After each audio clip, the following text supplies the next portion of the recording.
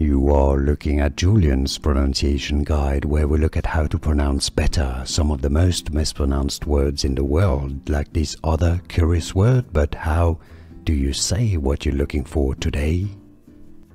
We are looking at how to pronounce the name of this city located in Indiana. We'll be looking at how to say more names of famous places around the US, so stay tuned to the channel.